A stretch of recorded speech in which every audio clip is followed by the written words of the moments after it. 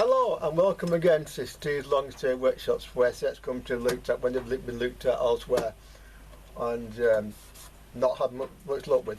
And tonight I've got a Vikdor battery mains radio on the bench here. These were quite common in the late 1940s, early 1950s. They were a forerunner of the transistor sets. Portable sets did go back to that 1930s or before. In America they're called farm radio sets. Some, like this one, were battery mains. That is, of course, they run on the batteries, which I've got power supply for if to do that, and of course the mains. This one, I don't know yet, and I can't tell from this whether the mains is on or not. The tuning's okay, and so what I do, get a radio like this, switch it to AM, and switch off.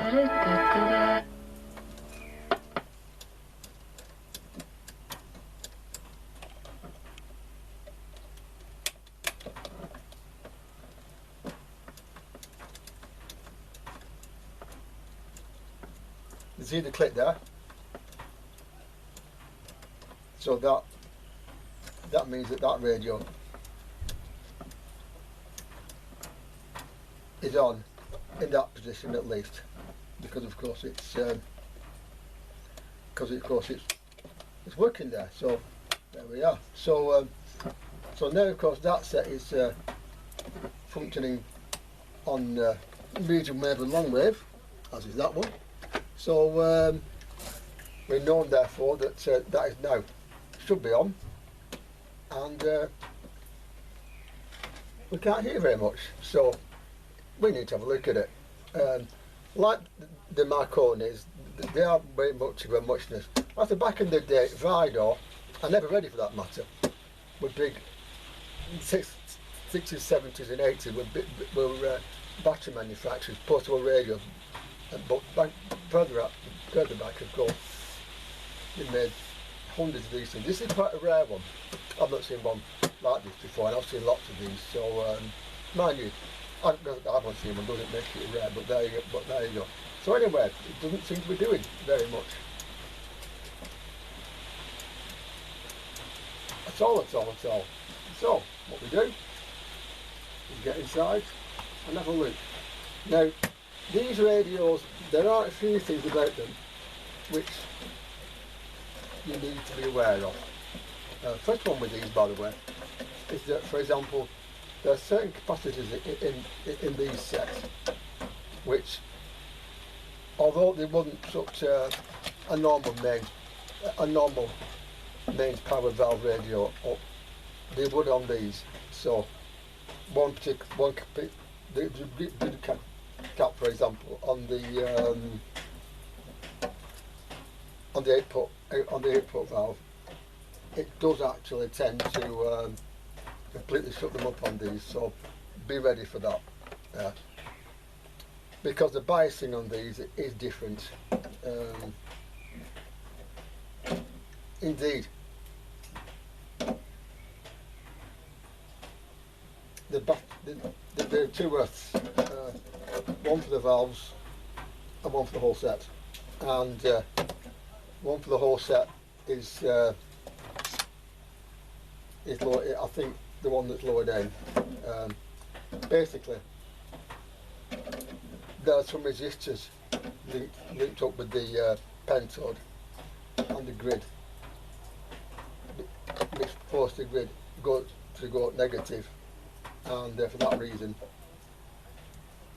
they will in fact cause the set to shut up or go very, very distorted. That's the other thing to do. So once I've got this off, which is proving interesting, try that. There we are. There's always one in there. This has probably not been apart for like 30 years, so you do get some things which don't want to come out after a time. All you have to do is be patient with them. They will come, but you know, don't force.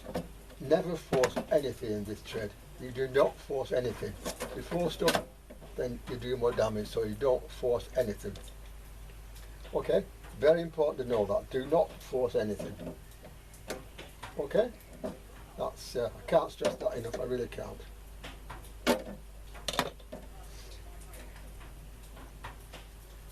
Yeah, keep trying, keep trying. By the way, I've got 2 sets actually going down to Andy to be restrung. That's something which I can do some, but not all. As I said in previously in repairs that are yet to come on this channel, you know, the one thing that most engineers at this time really hate is restringing. I can't do it very well, so I look, I've got somebody who does do it very, very well. So thanks in advance, Andy, for that. And Andy, by the way, Vintage Electronics Repairs also on a like. I'll link to it in the comments below, so look out for that. Also, by the way, of course, if you want to know when there's more of this crap to be had, then of course there's the bell, so subscribe. I hate that bell thing, and the computer will make a nice or horrible noise to warn you that I'll put another repair up or something. So go on, why not do it? Why not do it? And by the way, I've got lots of new members recently, so thank you very much for coming on board. Thank you for having the faith in me, and of course thank you for, well, being there basically. Anyway, in we go to this radio. And with all these sets, the first thing we do is look around. That's the first thing we do with all of them is look around. It's a standard thing, DL, DF, because these sets, these are D-type valves in them, as you know, and so that one will come out actually. So make sure they're in, and I hope they're in the right sockets. I know we should check, but I'm going to take a chance on this. There we go. Now at this point now, we should have voltage on the rectifier, so that's the next place we'll check. So on the rectifier we go. No, let's go on to the we go. Well, that's there. Okay, right. By the way, that suggests to me that this is this in here.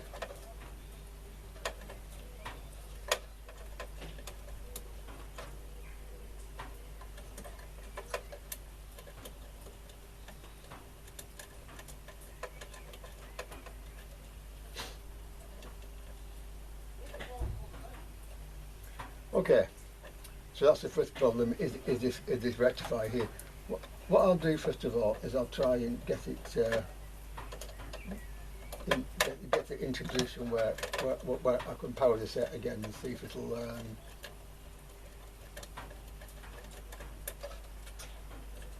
okay.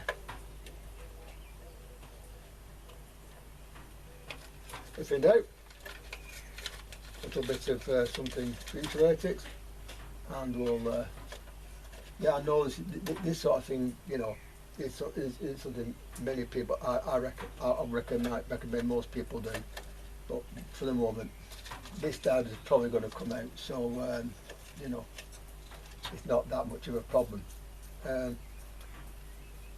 Whether it's half wave or full wave, I don't know.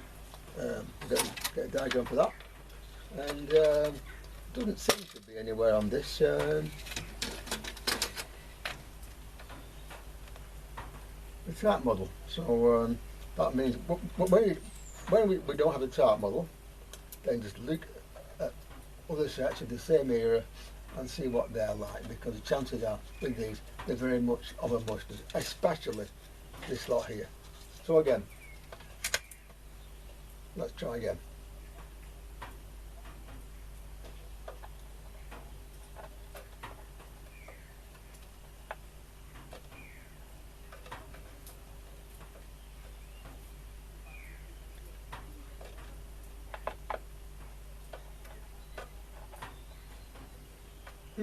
Okay.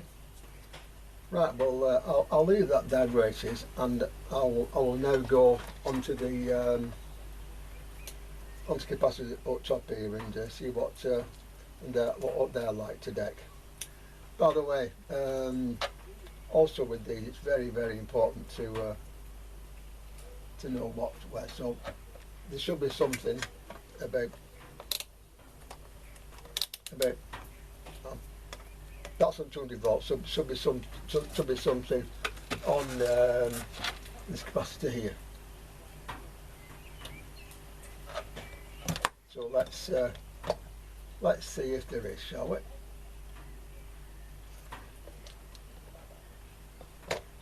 Doesn't look like it, does it? Okay. It's there, okay, so it's there. And it's not there. And it's not there. But it is there. Okay. So something on the on that capacitor's side of the operation there. So that's the first place we'll look. Now I've got one of these quick test things, by the way, so I can just make stuff go in and out that way. Yeah. So so that goes to deck, which is somewhere like there. Okay. Well, where's the best place to link to deck?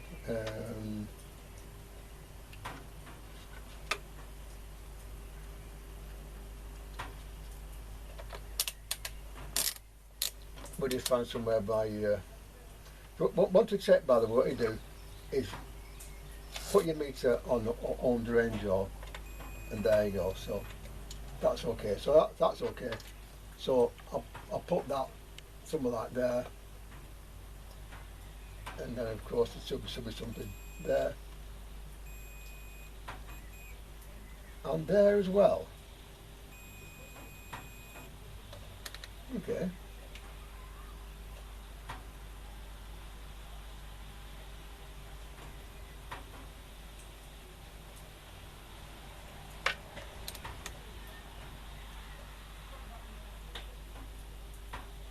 That's gone. No, it's not.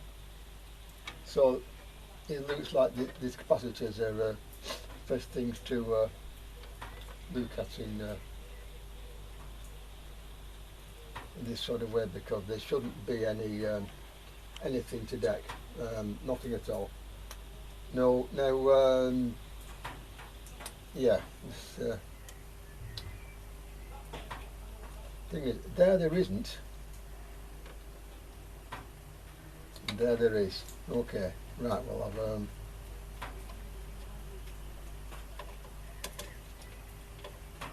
so obviously something there.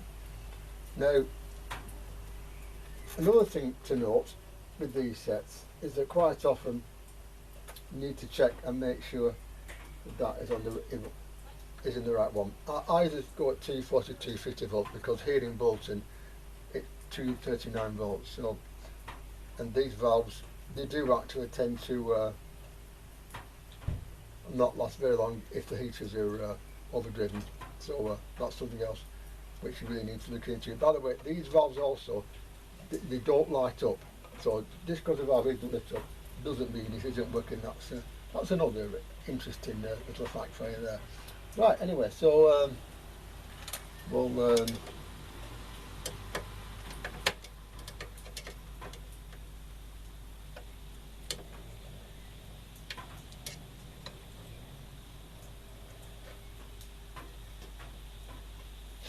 and find out exactly what. Now here you see the fault could be in the capacitors, or it could be somewhere else. If it's somewhere else, then they'll get a different reading on these pins. 0.02 volts and 0.00. Okay, fine. Doesn't matter, you know, but there you go. Also there's this here, so something is shorting out to deck here. So next thing we'll do, therefore, is put the radio up on its front like that. Just bring that out, okay, and that's fine. And so what we want here is 2 dials to replace that, and of course maybe also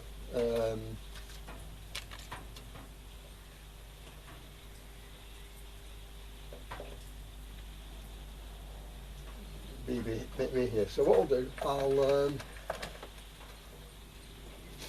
this actually appears to be powered even as soon as means of reply, which is something which I'm not entirely happy with. I might possibly do something to make that a bit easier to work with. But for now, I'll put that back in like that. That's not touching anything, good. And we'll have a look round.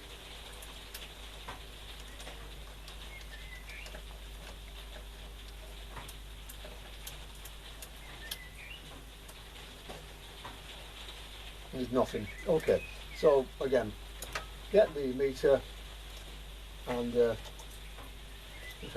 have a little poke around, shall we? Okay. So some of these rectifiers are okay, some aren't. Again, it's very much hit and miss, you know. But I think in this case, I think I would change it because it's something's been shorting. So.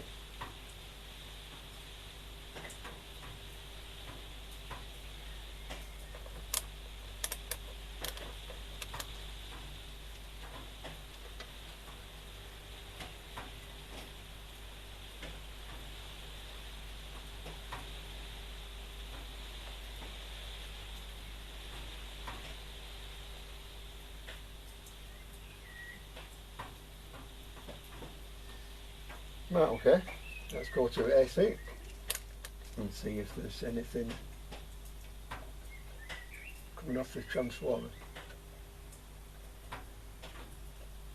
Which no, there isn't. Okay, not to worry. Never worry, and never get upset about anything, because anything can be fixed if you know what you're doing. Even a set like this, which obviously had fingers in it, shall we say. I think, yeah, I might actually do without that for now and get me other supply and try and put something in it this way. So that one, and I think well, that one, and there should be another actually as well, which might have been removed or something. So again, have a look, have a think, and see what we can find.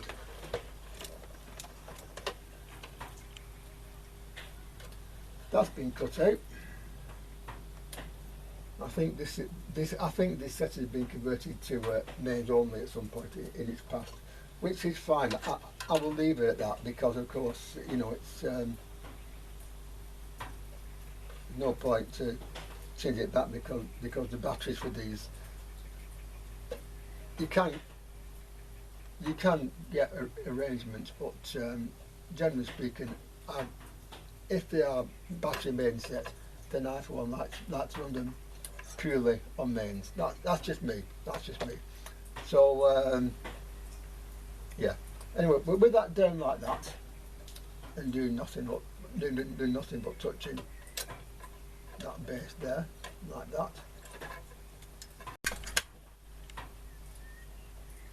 What it says now.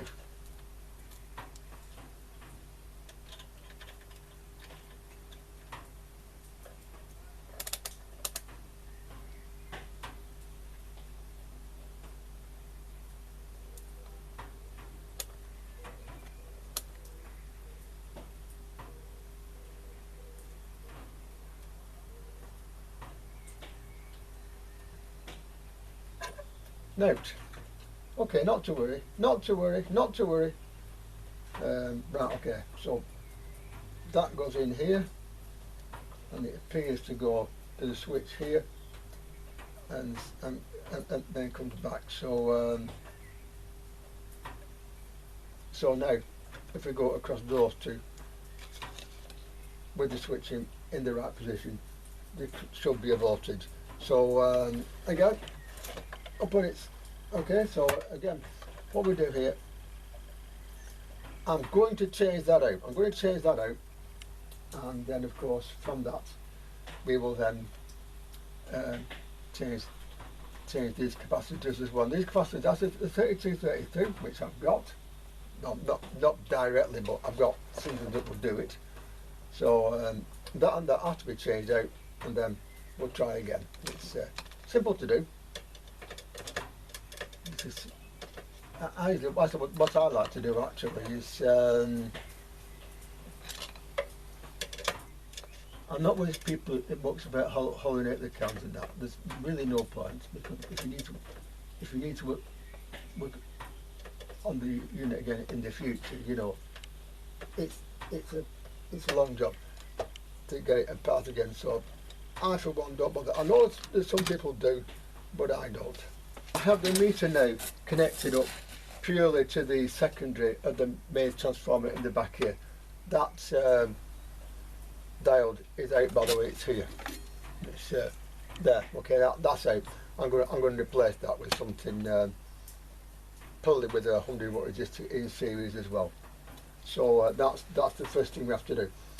Anyway, power is applied. Yes, I know you can do it on resistance, but I'd prefer to do it this way, because why be so safety conscious? And secondly, we know that it'll. So that is medium wave. That is long wave. Therefore, off, off, off, off, off. There we go. So that must stay there. Okay. So we know from that that is the setting for the transformer and the power. Okay. So that knob stays where it is. Make a quick note of where it is, using the thing on the back here like that. There we go. So no, that is medium wave, and medium wave is mostly where this is probably going to work. Anyway, so now of course, with that out of the way, we now go and look at the rest of the unit and see how things are done.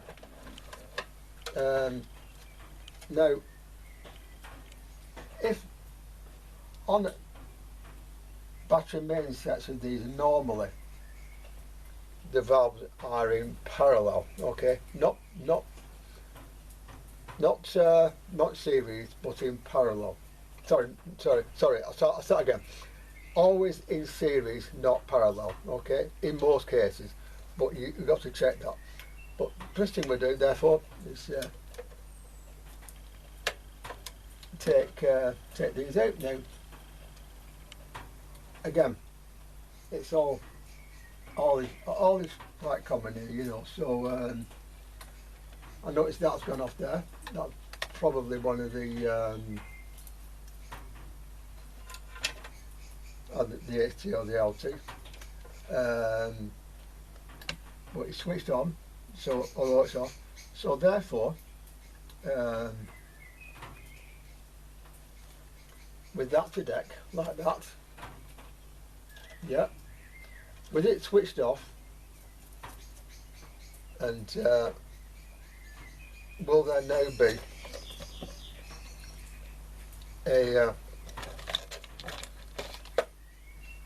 a signal between here and deck? I noticed actually that is gone right under there, so that might be where it is actually, but I will probably change these caps anyway.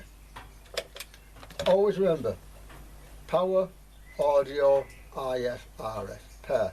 Very, very important. Always remember that. That's with anything major related or amp related. TV is different, by the way, because of course, first thing you get after power supply is what's called the first light, which means that the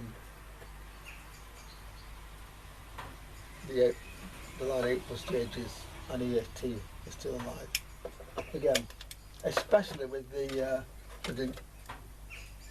dual standard sets, because they are known having those sorts of problems. Believe me, they are. Right, I'll look and see where that comes out.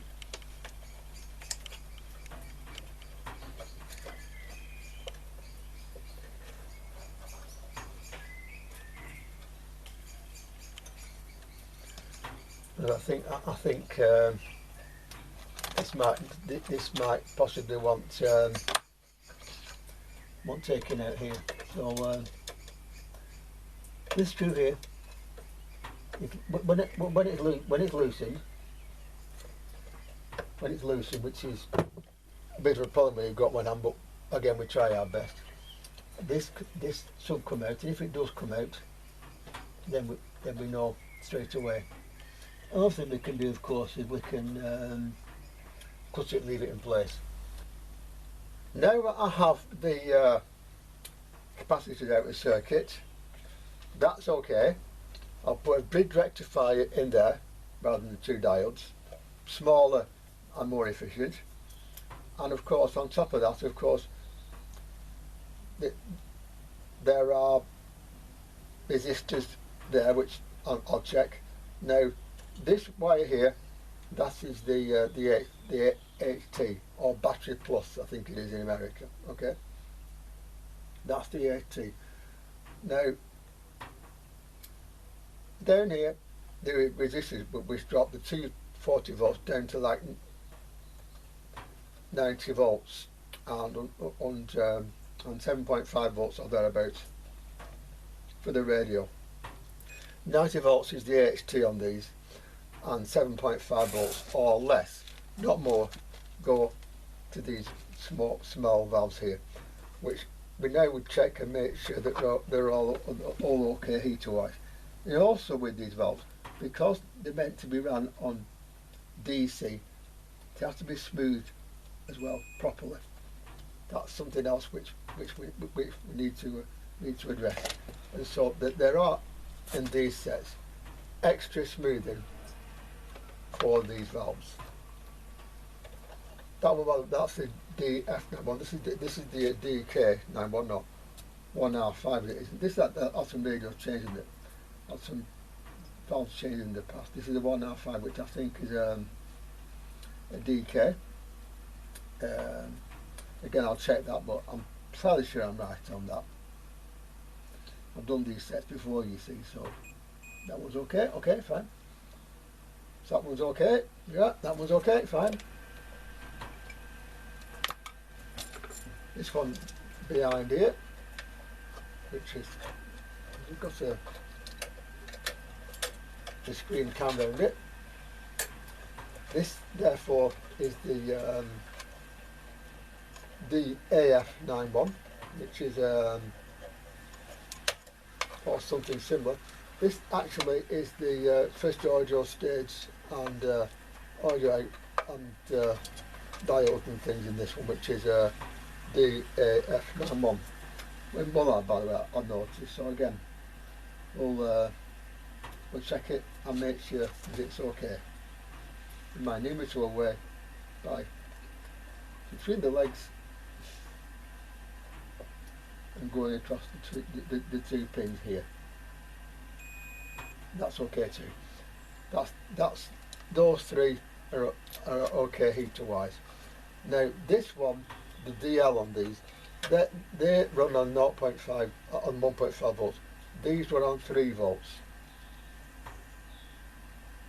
And again, between pins 1 and that's okay. So that's okay.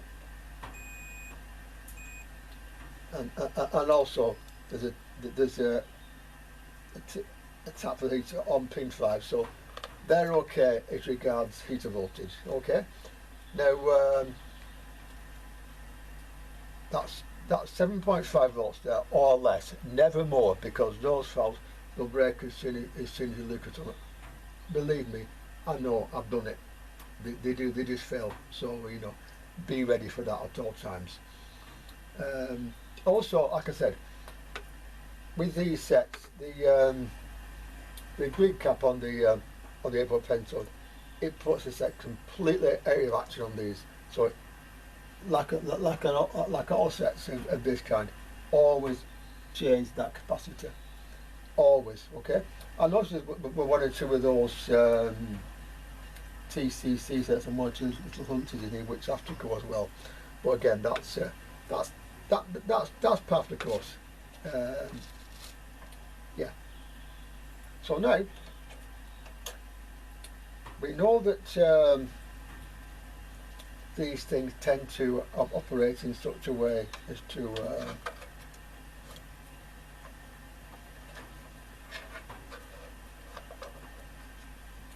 I think with these actually, I think if memory serves me right now, but I'm not always sure it does. The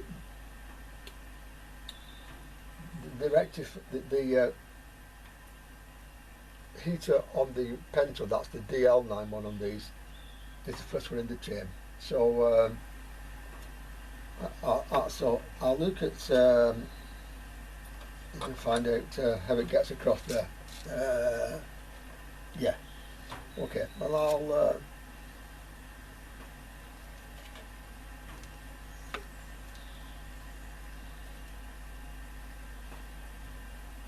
Yeah. Okay. So we know the heaters are okay. So we're going to down here as well. Now we're going to be putting an extra resistor in here, because the dials I'm going to put in here are modern ones, and then they don't drop as much current as these used to do. So that will have to be got and sort of fitted as well. Now the two ways of doing that. One way is to put a resistor in series with the radio, and the other one is to look at changing this lot round here. Now again, here it doesn't matter either way, it really doesn't. It really doesn't. So these resistors here are the ones which go to the heaters and the HT. So that is where we're going. That is where we're going to go first. Right, now here we've got the power supply side of it, which is nearly ready to have things fitted to it. That's the AC there, the top there, which is not on camera, just there. That's okay. Now coming down here, after the diode system I'm going to fit here, the bridge diode I'm going to fit here, with a resistor, 300 ohms or so. That should do it. I'll check that and make sure with maths, but it should be all right. Now I do know that these sets, they do have about 3k dropping the main rectifier voltage down for the heaters. Now from here to here, therefore it should be at 215 ohms or thereabouts. I just put me so you can see. How about that? See, can you see that? Yeah, you can. Okay, right. So that goes to there like that. I'm in my own light here. No, so that goes to there now. 2.1 ohms. That's okay. That's about right. And the other one here, 3k exactly. Now I'll leave those as they are because they seem to be all right. So that okay. Now also from here there are wires which come off here to lead to new capacitors, which I'm going to put here. I'm going to put it all around here. That's not going to come, so it can stay with you. Not doing anything. It's just there. You know, that one seems to be okay. I just want to check. By the way, it's simply do that, and it should drop but should drop to 0. There you go, which proves that one's okay. Oh, it appears to be, but again, I will check and I will obviously check and make sure. But see, it's obviously it's charging up as we speak. You see, so it's doing something. So that one might be all right. Other ones we need to change, of course. That CTC there, that's a Hunt capacitor that has to go, and of course the big cap, which I think is probably this one here, or that one there, and that one there too has to go. So two capacitors ought to go, and hopefully this set, well, we'll switch it on and see what it does. These are quite easy, but they do have the pitfalls, and one of them, like I said before, is that these valves, you look at them on a day with a Y and they fill. It's just the way they are. And this set has had some valve changes in the past. Well, actually, it's ever ready in the Vidor. So, yeah, but they seem to be okay. So I'll leave them for now. With them being in series, they all have to be in for current to flow, these valves, which is a problem in that you can't have to put them in and to take the series and working for the next one in. But never mind, put them all in and hope for the best, and bring it up. What else? Well, not a lot really. I'm not going to, in this case, I'm not going to go and rewire for the heaters, so that'll come off. Let's not do that now actually. Hang on.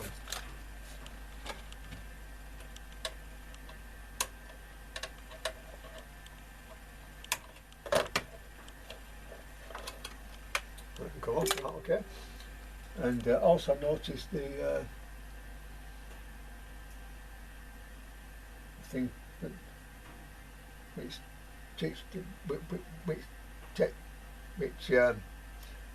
turn the set off when that has been disconnected as well, and that again was with the valve heaters. So yeah, I'll deal with that in due course. So now, of course, I've got to get some caps for it and try. Now, capacitors on this, it's 32 and 32. Now, it's a normal power supply, and with a reservoir and a smoother in. Now,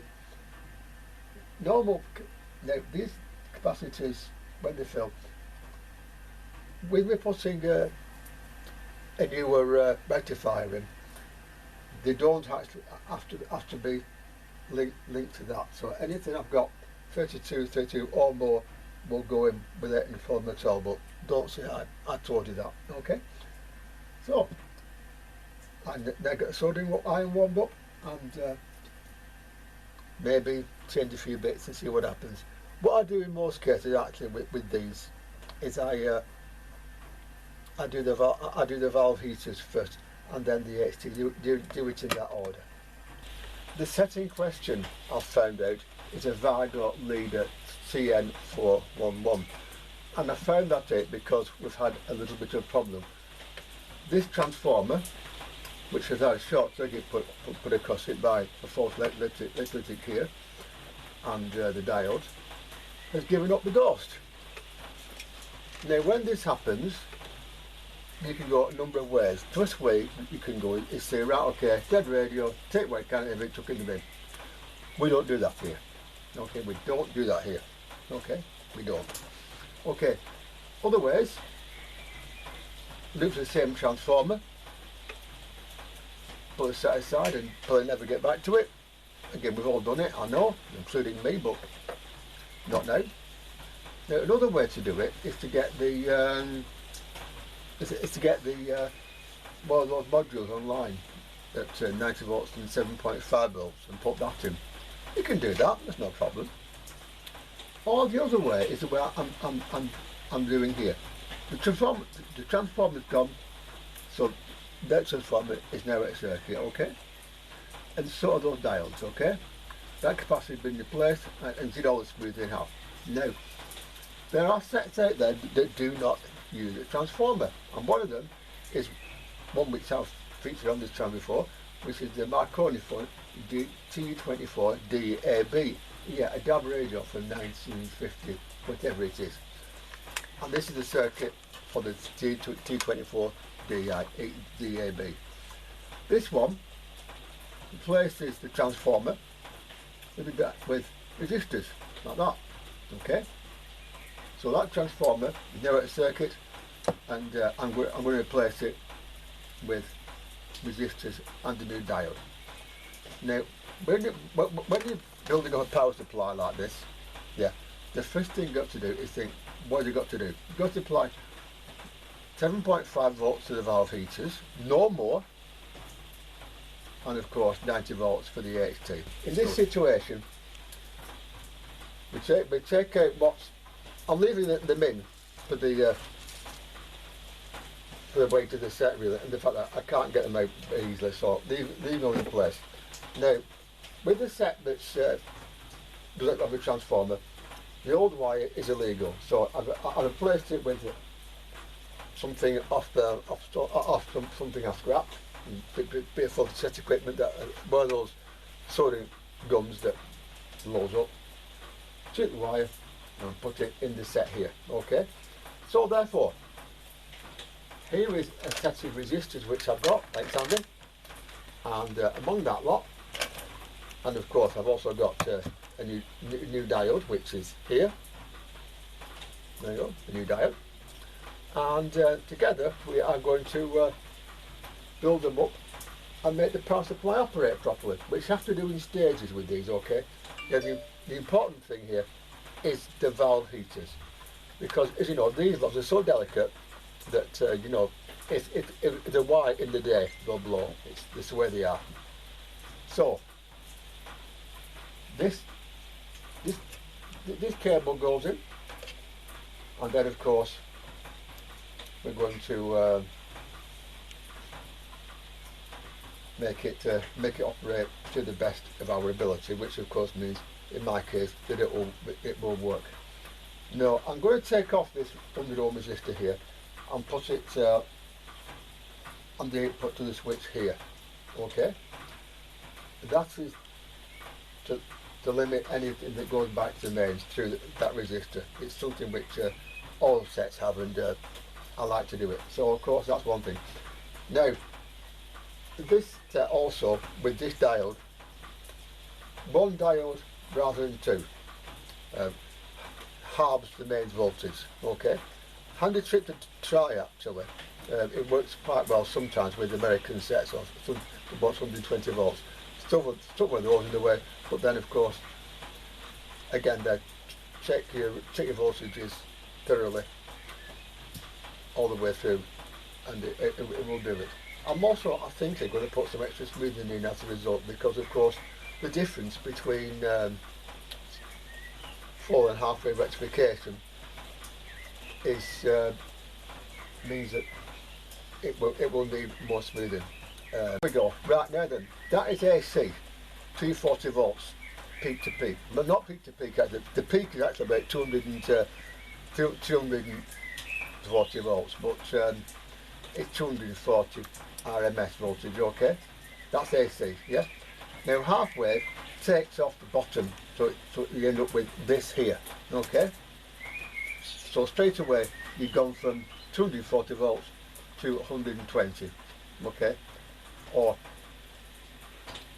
so with the full wave, of course, it puts that back up there like that. Okay, that's the difference between an ordinary half-wave rectifier diode and a bridge rectifier. That's, if ever it's done, that's the same. That is common to them all. Okay, so straight away it's been dropped to zero. Now on top of that, also something else, smoothing. What a smoothing cap does, I think there are more than one capacitor here. One is a reservoir capacitor and the rest are smoothers. Okay, so basically it's smooth. Here you see that is like that. You see, like that. You see, and capacitors stores its power and puts it here. So the DC voltage is about there. That's how we do it. Now most meters you get measure RMS voltage, not AC voltage, because you can get peak to peak meters, but most of them measure RMS voltage. Okay. Now these valves really they work on DC. To use them on AC, you've got to really smooth the heater, smooth it enough for the valve to think it would DC at the source. That's why there's extra smoothing on the heater chain of these valves, which is this capacitor here as well. Okay, that one there. 50 watt. The thing is, the bigger one actually is it's quite funny. The bigger one actually is down here.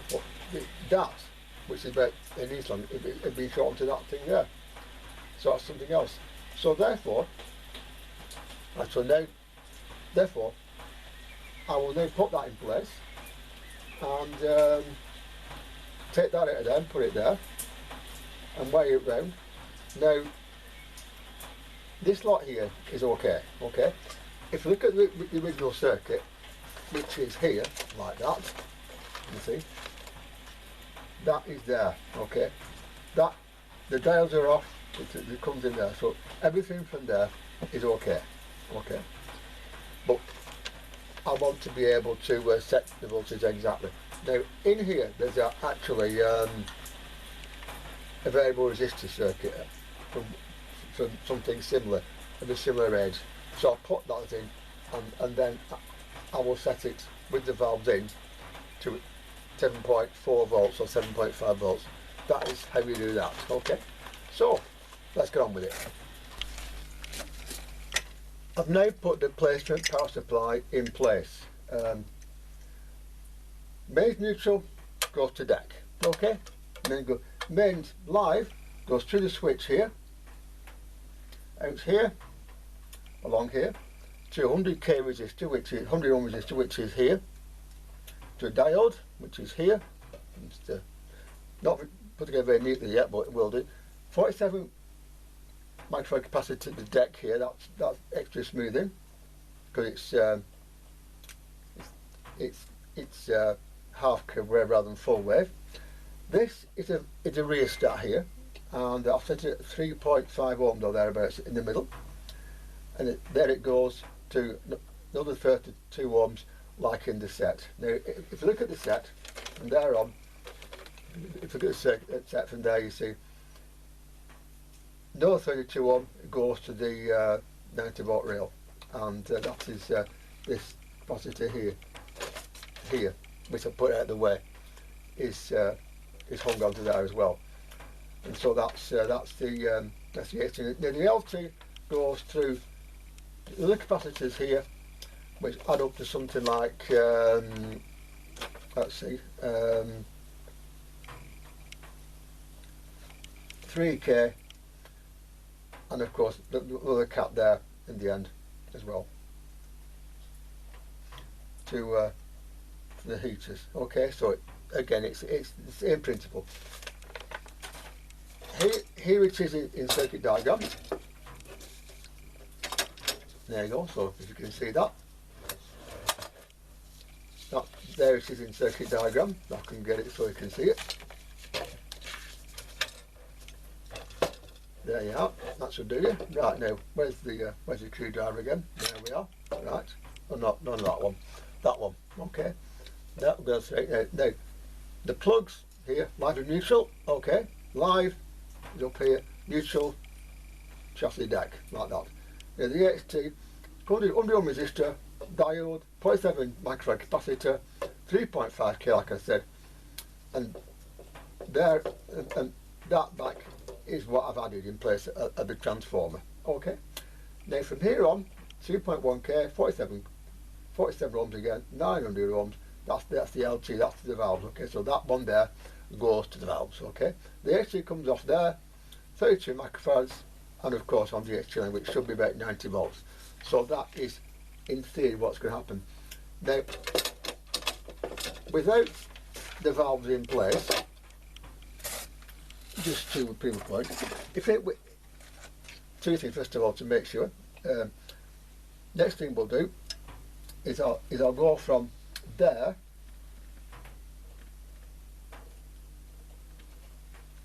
to the, I'll put this diode here, okay, with the meter switched on. Thank you very much. Switch on, which is there, and that's 3.5 ohms. Okay, there's the meter. Okay, 3.56 to be exact. If it'll show it, there you go. 3.56 ohms to be exact. Okay. By the way, the diode is shown the right way around. Of course, there. It's so it can go.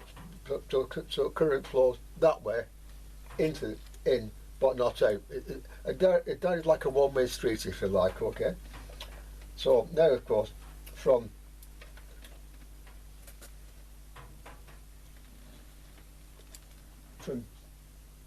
there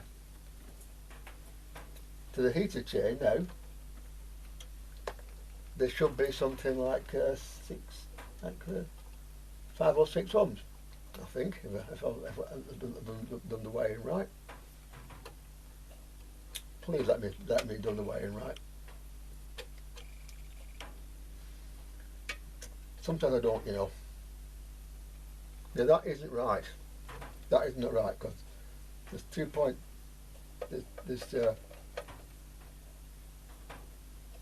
Because there's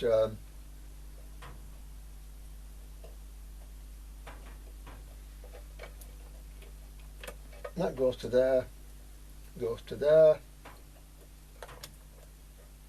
goes to there. 3.5 ohms. Okay, 3.5k. Okay, from there now we shall get 3.5k onto there, we do, and onto there, which again shall go a bit 5.71, and then of course from there 6 point. So it's actually something like 6.76. There we are. That's this way here, I think. That's the HT, by the way, and so the LT is this one here, on this lead here, which I can't get to. Hang on.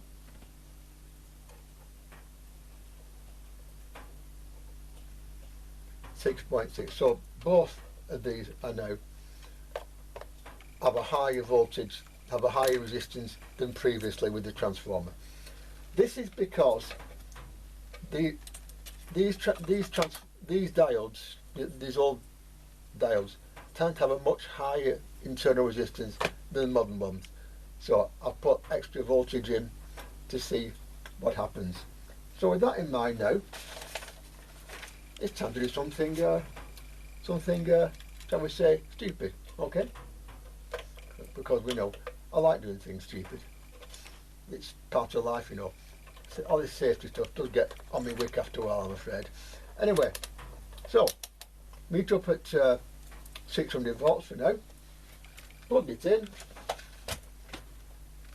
Not gone bang, that's good. Plug it in, that's good. And so on there should be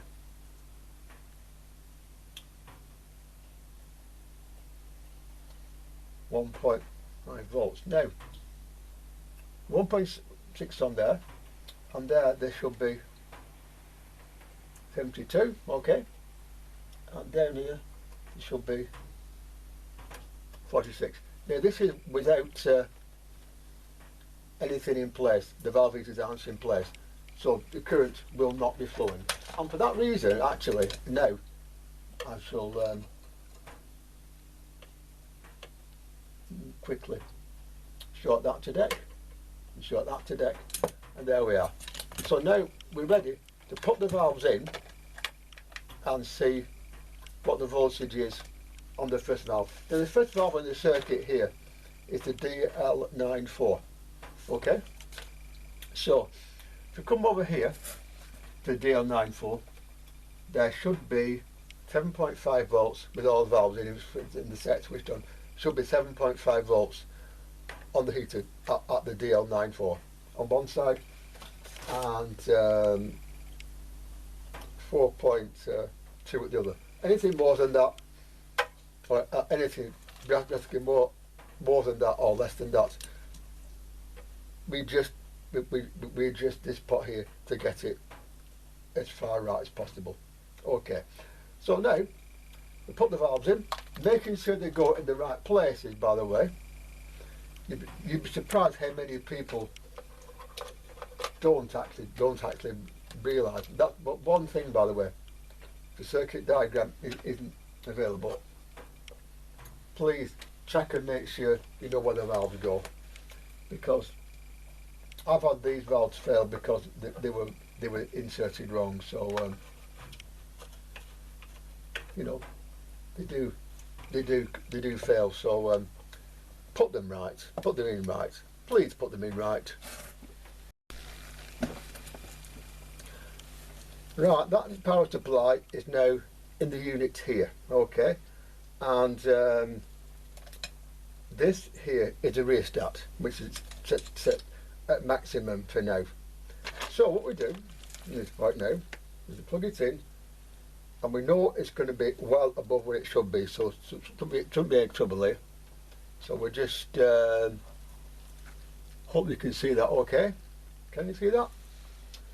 And we plug it in there like that, and let's see what it reads.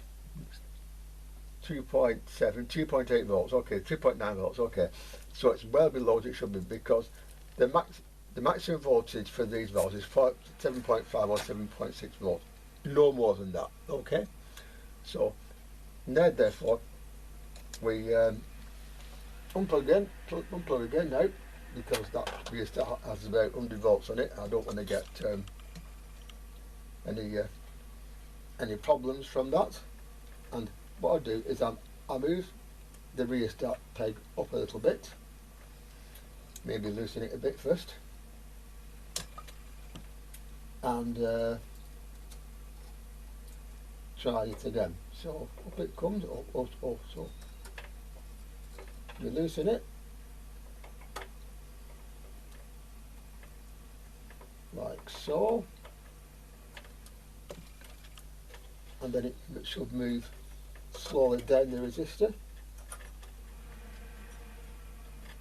and as it moves down the resistor, the current and the voltage sent to radio will increase.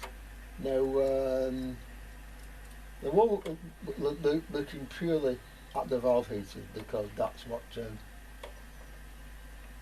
what is the really difficult thing to sort out on these. So you know, so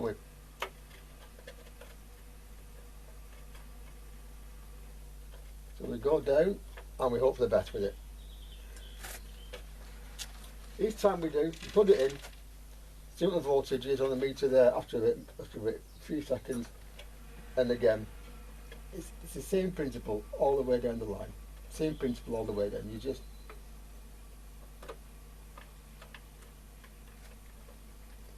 push it down the line a bit and switch on, push it down the line a bit and switch on, and at one point you will of course come across what you might call the sweet spot. So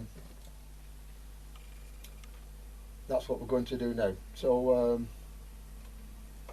it's a bit difficult to do actually with these, so I'll keep talking and keep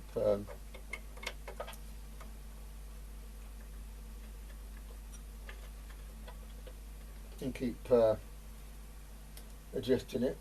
And first of all, I've got to get it to move, which it doesn't want to do for all of a sudden. It did before I went on camera. Went on camera, it stopped solid. So hang on a sec, and I'll loosen it up and come back to you. That's better. Right, now I've moved it to the middle of this rheostat here, and so again switch on and see what it does. 3.9, 4.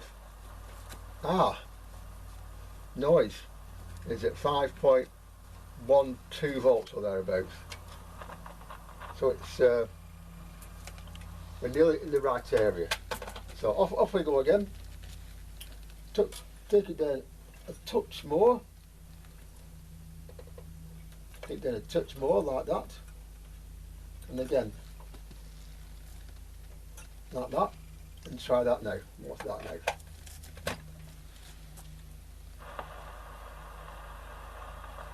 6.7 volts, 6.8 volts. Okay, so a little more, and we're sort of like okay, there we go. So that should maybe read in sort of like 7.7, 7.7. Okay, back a bit. There we are. Try that. Okay.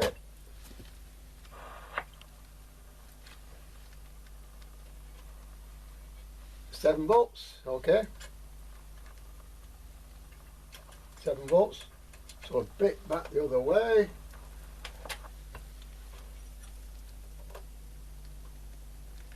There perhaps, and try again, and that is 7.1. That will probably do. That will probably do. I'll try and take it up a little bit more. Just a touch, you know, just a touch. You see, one of those things where you really do, like at 7.75. So, okay, no worries. Back down. With these, it's better to go slightly lower than slightly higher.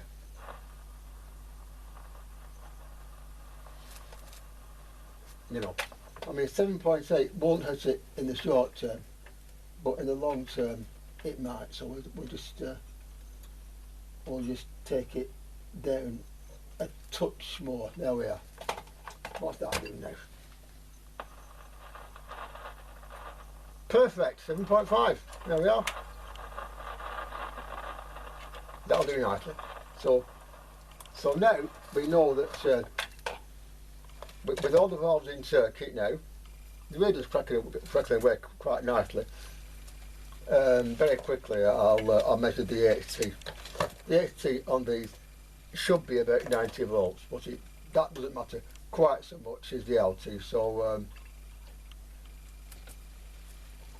So we back in again. There we are.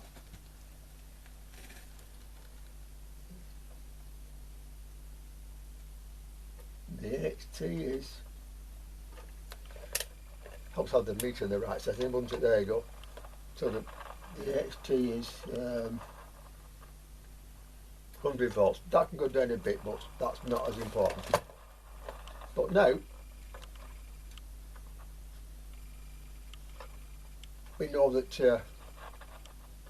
it is at least doing something, and the HT is about right. So now what we'll do at this stage now is I'll take that off again, and I'll measure the voltage. I'll measure the resistance of that rheostat is set to, and try and find a resistor that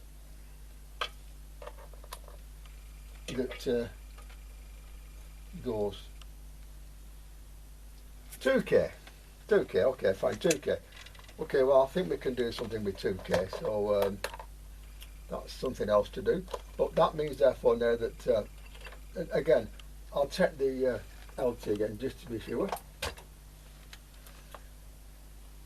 So back on 20 volts, and back down here,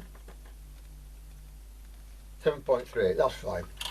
So we know therefore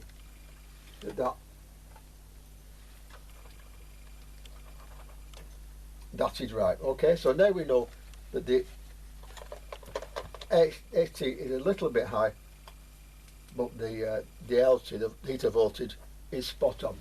Okay, so we've got a 2k resistor in there, which or something about that hook in there. That'll do that. Okay.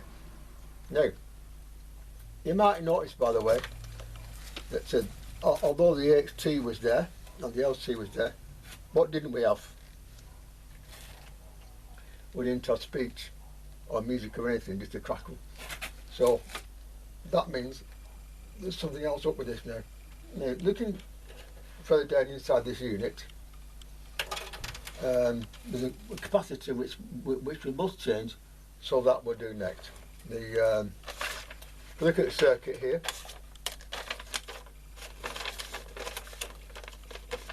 Look at the circuit there.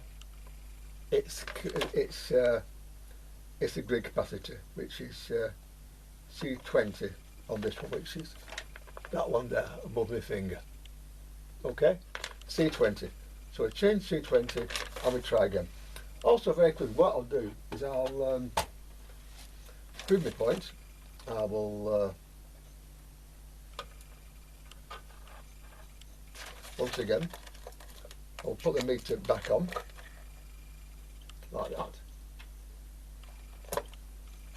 and we'll go across T20. Okay, something like that, and the chances are that there'll be a voltage on one end of it, which I can't see.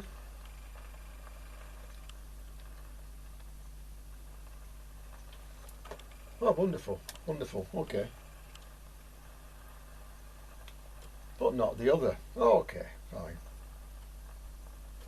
It's there, okay.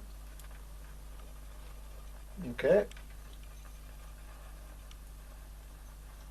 So, something like there should have on it a lot more than it does have, okay. Which means therefore that it is not getting anywhere that HT should go. So that's the next thing we'll look into. Change that capacitor, and of course check the HT is what it should be again.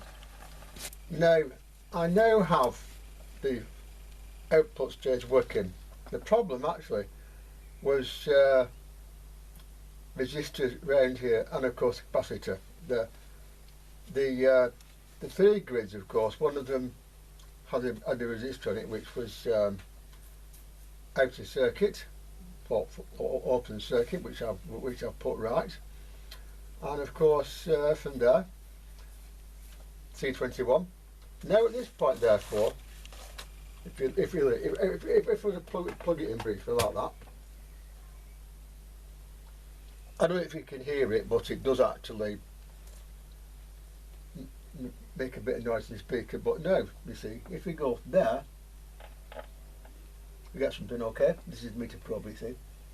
Now, going further down here, that is the second valve back. The valve behind, which is a DAF91. The F is another pento, by the way, to drive that one. Okay, but no further. And the reason for that is that there's a capacitor out of circuit down here, and it's going to be needed to be put back in. But I really don't want to tangle with that any more than I have to down there, because it's frankly it's a mess. So what I'm going to do,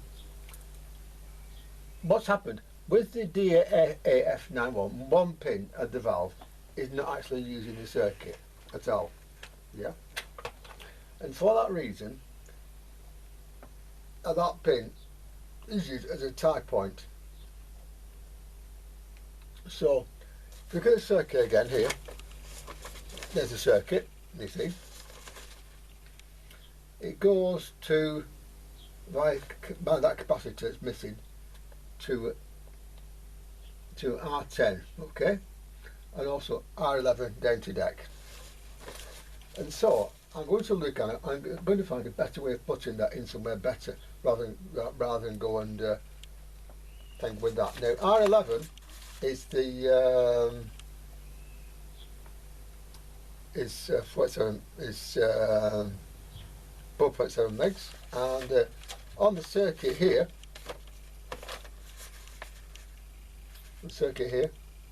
appears to be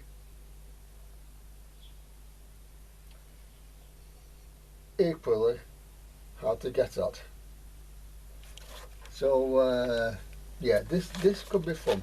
what I'm going to do, I'm going to leave that wire in place and put the replacement capacitor coming off the volume control middle pin here where it was before, 2 lengths of wire, and that length of wire will go to somewhere down there. Okay. The reason why I'm doing it this way is I don't want to get into too much trouble down there, because that looks, frankly, down there it's an absolute mess. By manufacturer actually, which is surprising, but there we go. So what I'm going to do now, I'm going to get the meter and put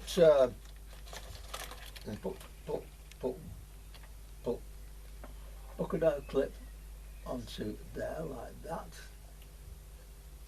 Yeah, and see is there anywhere else where it will go.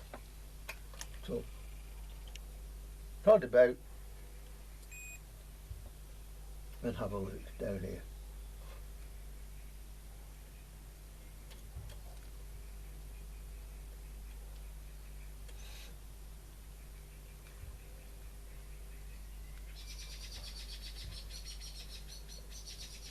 So that appears to be,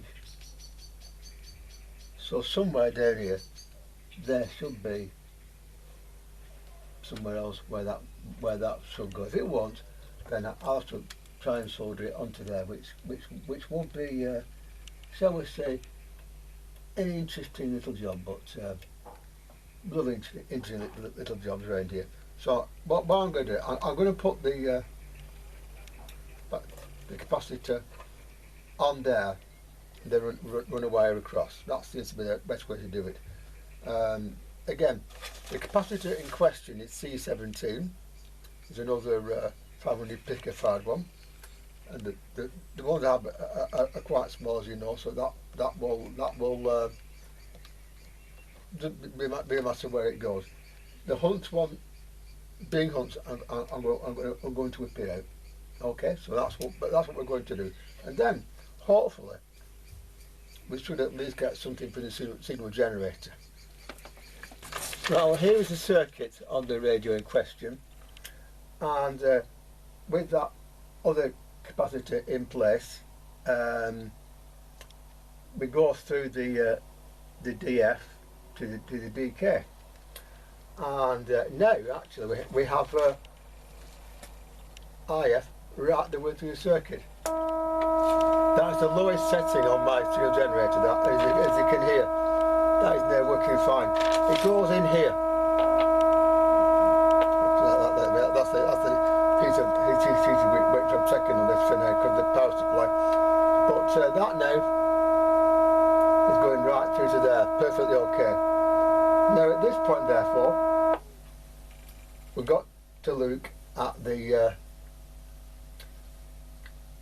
RF side of it, which is can be equally funny and amusing in a funny and amusing way, whatever that means. So now we should be able to get something out of basically this radio as RF. What I'm going to do for that is I'm going to put the radio back in the unit and turn it over, and that is purely so I can bring up the aerial and see what it brings out, if it works then. If it doesn't, or not very well, then there's something else around here. I noticed that there's a TC capacitor there, and they can be interesting, and there's another cap down there, C3 on the circuit here, which is also on the aerial circuit. I just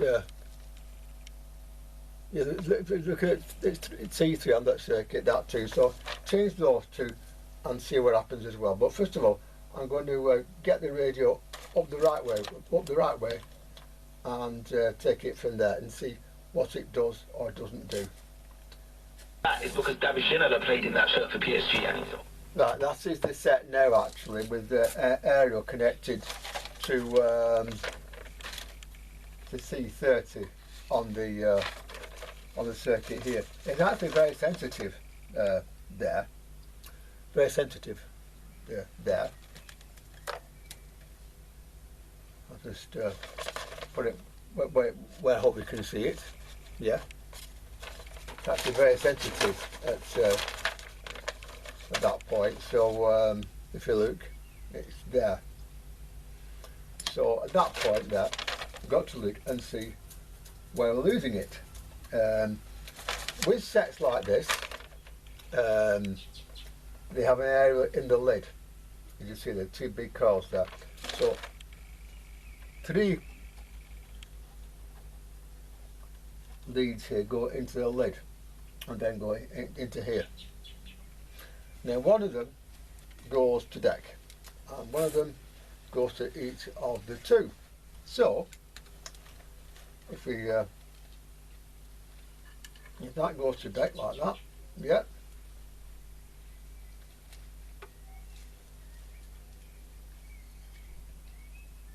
Does it connect anything up to there? Always put the meter first there, yeah. Put the meter first as always there, yeah. And see if it and see where it goes. Now on this set, the aerials, medium wave and long wave, go through the switch here. So it's there, okay. Now if we go to long wave, it should be the same, but with a different coil. But that proves that it's in fact there all the way through. So I noticed the C30 and there's also C29. Okay, C29, you look at the circuit again there, you see. C29 there is in parallel with C30 and it is one which can be adjusted. So we get the circuit now and I find out where that is in the circuit and see if it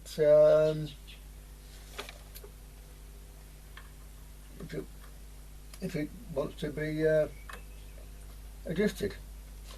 I'm not sure that's actually new, actually fitted that, but we'll check anyway. So now what we do, that comes off there again like that, and we then look and see where these coils are. 1 and 2 there. Okay, so yeah, look at the circuit again very quickly. C28, C32 and C29, and this is not that circuit. So looking at the other circuit, let's see if that helps us all. This circuit again,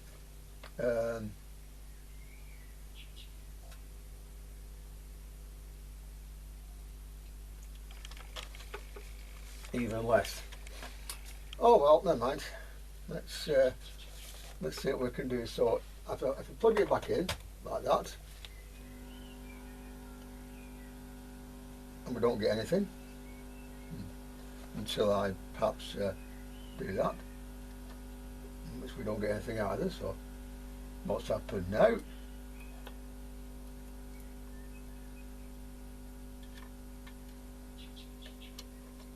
Because it's working just now because we heard it. Yeah. Okay. Well, I'll put the crocodile clip back on. Yeah. It's there. Okay. So if I put this crocodile clip. 100 million. I don't use new centre arms. No, it ain't. There. Okay.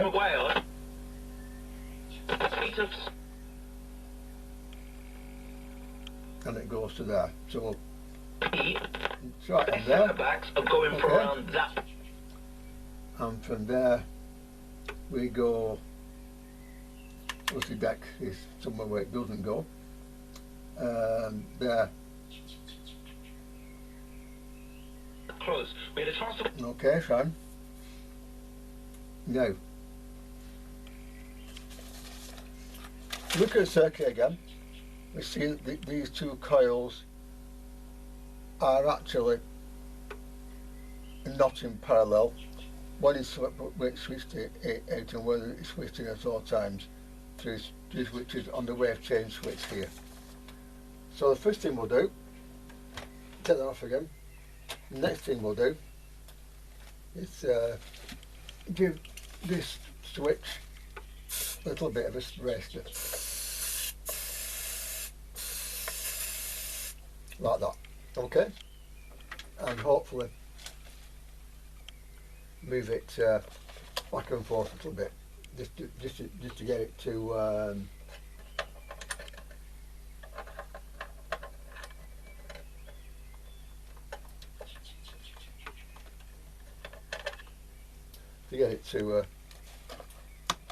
get it to adjust. Okay, so what we're doing now, we'll put this over on its front, like that. Okay.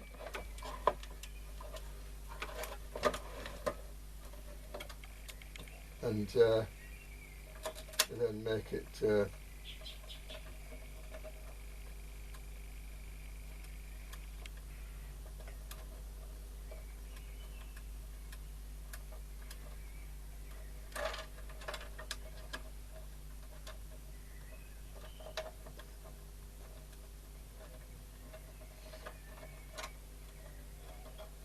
like that. Okay, so that now goes onto there, and if we put the back on its side like that,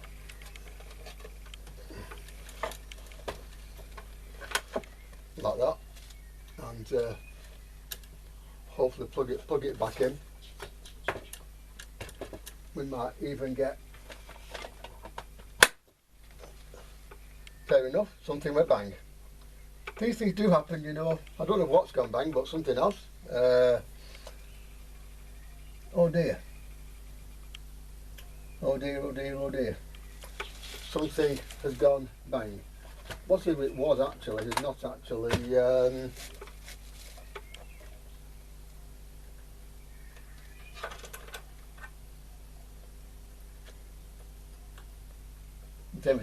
it's blown that off there. Look, I'll stop the camera and I'll look and see what's gone bang, and I'll come back to you. These things do happen, you know. These things do happen. Sometimes in this trade you get things which you should shout about. I don't shout very often, but I'm going to shout about this very, very gently, I might add. This is on the Vikdor, as you know, and basically with one hand I didn't think it was possible to do a tuning string. Most of them go to Andy. I said, have a go at this. What I did, these are stickers from, these are done, come from the side tape, but Hobbycraft do them as well. There's the Hobbycraft brand. Okay. Not sponsored anywhere, by the way. These are the ones I used. Now, these, when you take them off the pad, one side of it is sticky, and if you do that and hold all these down in place when you've put the wire, put the tuning string through like that, you see, you can in fact hold the thing in place so you can work on it a bit better, which is what I've done here. Now this means therefore that with a bit of time and a few interesting words, yeah, this now works. Look at that. I just see that now works. So with one hand I've now managed to do a tuning string on a radio. While I was waiting for a valve to come for another radio, I thought I'd carry on with this. You'll get it all in one go, but these things are often done in rolling bond sitting, obviously, as you know, so that's why. But anyway, this is now working again after the original string broke, And this tuning string, by the way, came from eBay. It's £3 a roll. This is what was left of it, which we'll use for something else. But this radio now has a working dial on it again, which is yeah. Now, a lot of engineers, as I know, don't like radio tuning dials. What I was taught before I had the stroke, and it still holds true, if you've got the diagram, which is on the circuit here, see that it's there, you see. If you've got that, then go ahead and use it. If you've not, and the wires are still there, all those snapped off, you can sometimes get from that a look at where things go. If not, it's in most cases, not all, but most cases, it's pretty obvious if you do a bit of detective work. The things you got what to look out for, and I hope I got this one right, by the way, here. If I'm not, tough. First of all, it's got to be tight enough to move everything with the tune knob, which this one is, as you can see. It's got to go the right way around, which again, with this one here, it is, as you can see. And not going to bind, which this one doesn't. Time and patience is always with this, but you can do it with one hand if you use these things as the other hand. It takes time, but it can be done. Right, anyway, I've also, with this one, I had to take tuning dial off to get down to this level. So all the bits of old power supply and one of the bits that will set one down, no longer be used, are missing from this radio, because this radio is now going to become mains only. So we now have to power it up and see if it what it does. By the way, the aerial's not on this at the moment, but what I'm going to do, I'm going to put another aerial on it, probably a longer piece of weight, and hopefully that will suffice. Now, with the string back on the set, I started looking at why the set in question was doing this.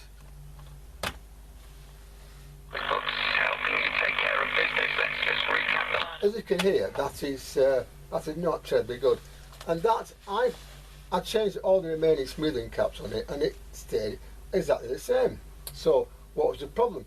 Well, this set appears to have a problem with aerials. It must have its own or something similar. Let me explain. After I did all that and sat there looking a bit.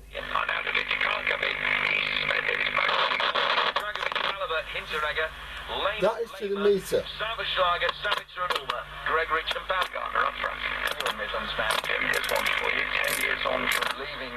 But only. Young, Ashley Young, has just signed for the club again. But only on the ohms range. This means that therefore that the aerial that the set had with it is the aerial it must have, due to the inductance of the aerial which is in the lid on these. And so now, next thing to do is get the set ready to have it put back in the case. Now, with the set back in the case like this now, it does appear to work rather well. Quickly I'll show you. Wembley tonight, England at home, they drew. They've gone there, They've gone there. They've only won. England and Scotland drew tonight, by the way, so that's what they're talking about there. If anyone's interested, I know I'm not. But with this sort of a job, everything, single bit you do, has to be, you then have to check the set. It's very important that you do. So the aerial is back on the set, and the set is back in the case. But I think in this case, what I think I might also do is put an extra length of wire in the case to strengthen it a little bit. I think it might be better for it if I did. So that's what I'm going to do. I'll just put that round here very quickly, the medium wave tab of the aerial, like so.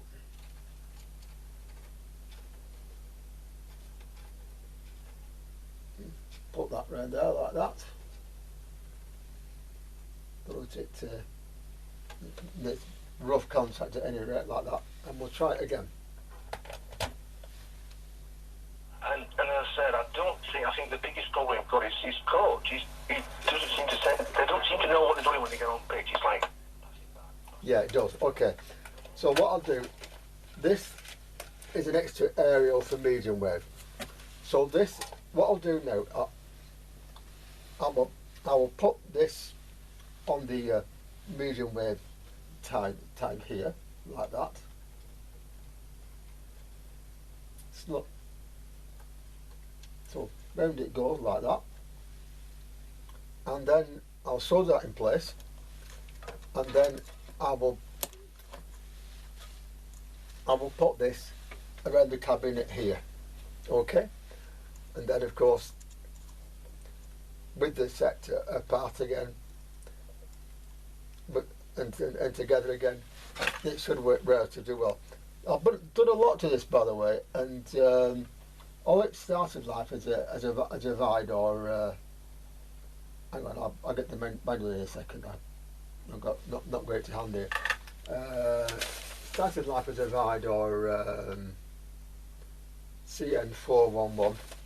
I think if anything now it's a CN411 stroke 2. The power supply, the transformer gone, and so I've changed it to the system used in the Marconis. That's worked pretty well. I've also had it extra smoothing because it's gone from half wave, we've gone from full wave to half wave, okay? I've redone the dial underneath twice as it happened.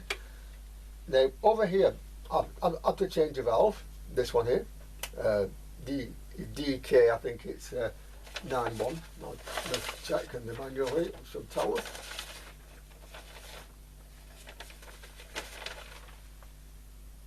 Valve 1, which is DK91. Obviously changed that, the rest of it's okay. Another capacitors and resistors had to be changed around here. I've done all those. And also I've changed all the smoothing. And I've done that because with these sets, you generally find that these valves are meant to run on DC. Running them on AC got to be really, really smooth tight. So everything, all the smoothing capacity and this have been changed, every single one of them. And so now, I will now put this around the case, and then we can take it from there, as it were. What I'll do, I'll go through here like that. Like that, there we go, yeah. Yeah. And then I will go on this side here, back across more than once, and that should do it. So I'll do that, then I'll get back to you. Here we are, it's a working radio.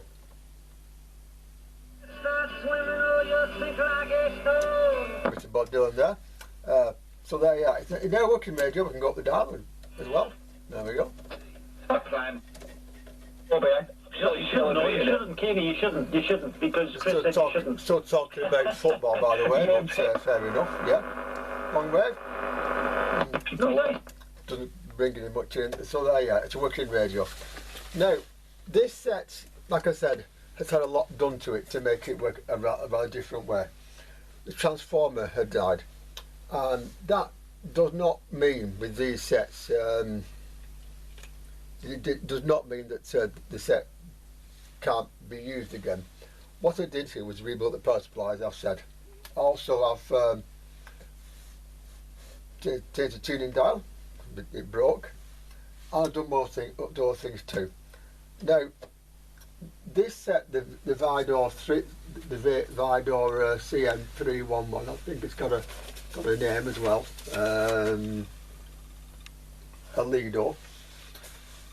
These are fairly common radios, and you know, there's a lot about. So, one respect, maybe I wasted my time with this, but maybe I haven't. And I say that because every radio that you do of this kind, you have to modify. You'll learn how to modify the set and make it work a different way.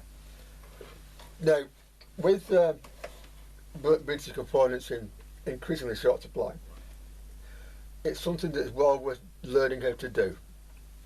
So for that reason alone, getting a set like this and getting it to work a different way is beneficial to you as a vintage wireless engineer, like me. Most sets, of course, we can sort out pretty quickly. I've got a tape recorder in here still that's got an erase problem. I will come back to that at some point, I promise. It's just in front of me now that's noticed it. And of course, Hacker radio, of course, with the coil. Again, that I could possibly fit in something else there, but I found it quite sufficient to fit one coil back in place and modify it, which is what I did. And so, though every set is worth doing, and every set deserves a chance to play. Come on. Tierney's a top player, Rob. Look at Arsenal. Even this one, which it now has again. So this set, it's not VHF, it's AM only, medium wave and long wave, which again is fair enough. Yeah. Because when this was made, VHF was only just coming in some countries, but not in Britain. VHF actually was developed in Germany after the war because they didn't have enough air frequencies, because after the war, like everything else, the radio bandwidth was divided up, and Germany at the time didn't get a right lot, and of course Germany at the time was two, East and West Germany. Those times have gone, thank God. Vidor, by the way, used to be in the 70s. I was a kid, a battery manufacturer. I don't know who owns the Vidor name now, what it's for. Same with Ever Ready. They started off making these things. The battery mains ones always put the valves, the D series valves. That's these small valves here. That is an EL95. They always put them in series in a set that is it's battery mains, and parallel in a battery only set. You can get, I've got in here a nice little unit for powering battery sets up. You can of course do the old trick with the PP3s for the HT, 10 in series, and 2 10 D cell or C cells in parallel to do the valve heater. That's all you need. You can do that. But this one, because it's quite a heavy set actually, I've made it mains only, which again is fair enough. There's room inside the set now to store the cable if needed, and that's it really. It's another radio that works again. And so until next time, here in Steve's long stay workshop, I'll see you soon. In the meantime, keep fixing radios, and I'll see you soon.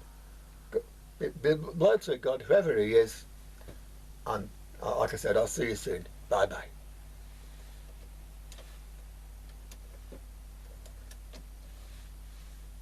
And home. Well, now let's go live to the second round of the US